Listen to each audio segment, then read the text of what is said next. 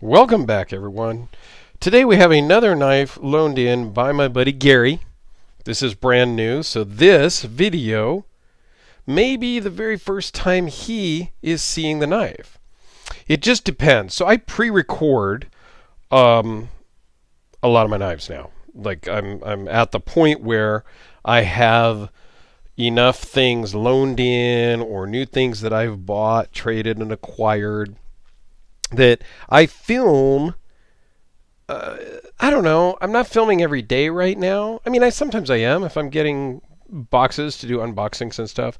But I am at the point where, fortunately, knock on wood, I am ahead and I've got 5 to 10 videos already uploaded to YouTube and scheduled to go live at certain days and certain times, right? As you guys know, I always do my videos at 6 a.m. Pacific time, and that's every single day. And then my unboxing videos or my extra videos, sometimes it's just a discussion or whatever, those usually go at 1800 Pacific time if I'm doing 2 in a day. Sometimes I do the discussion ones at 6 a.m. just because that's just how it goes, right? But anyway, oftentimes I will post this video of somebody's knife that came here first from either a different, sometimes the maker sends it here, sometimes it's a trade deal and they send it to me before the new owner sees it. So oftentimes they're going to see the video before they get it shipped to them. It just depends on the rotation schedule, if you will, or the video uploading schedule. So he may get this back before this video goes live. He may not. I don't really know. With Gary, it's hard to tell because he is always sending new things here. So I kind of hold them for a while. So I'm not just shipping one day, shipping another one the very next day, shipping one the third day, right? So I kind of hold them. I get 4 or 5 of his knives. I put them all in a box and I ship them off to him. So anyway, long-winded, thank you, Gary. This is the Guardian Tactical Recon-040. Out the front, as you can see, very cool two-tone blade.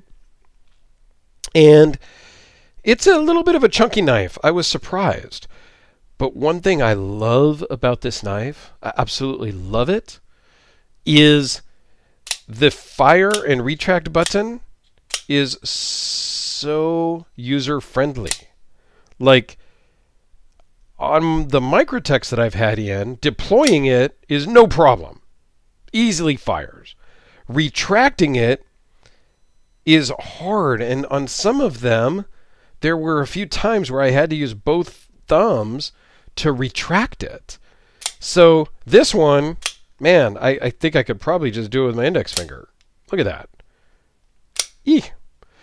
So I love that aspect about this Guardian Tactical to begin with. That's my favorite part of it right now. It's super easy to operate.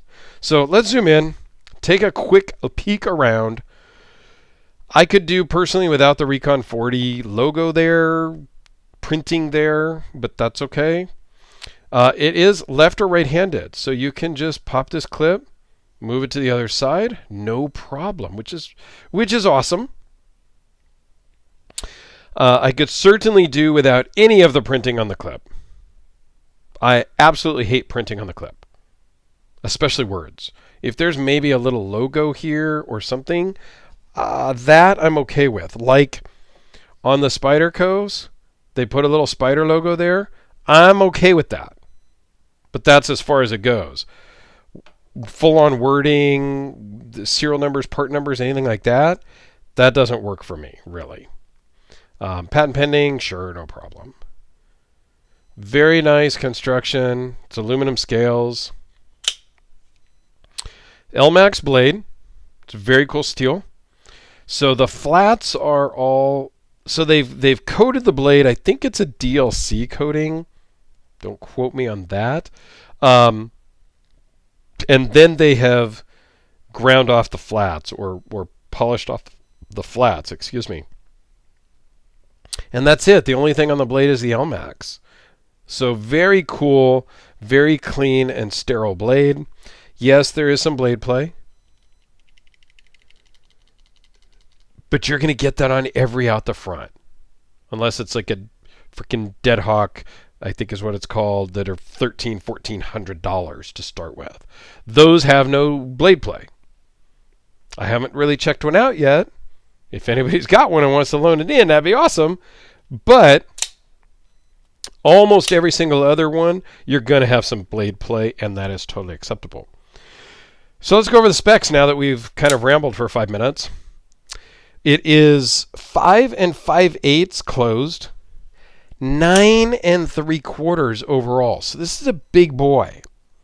4.1 inch blade from the edge of the scale here to the tip of the blade.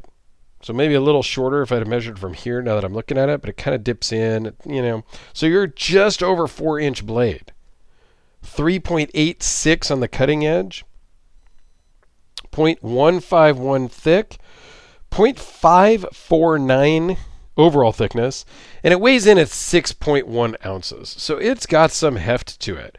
It actually feels good in the hand, and it works well in the pocket. It is on the heavier side, though, I'm not going to lie. So let's take a look at it next to the Sharpie so you can really understand just how big this is. It is the same size. The closed length is the same as the Sharpie. You know the drill. Spyderco Delica. It's dwarfed by the Delica.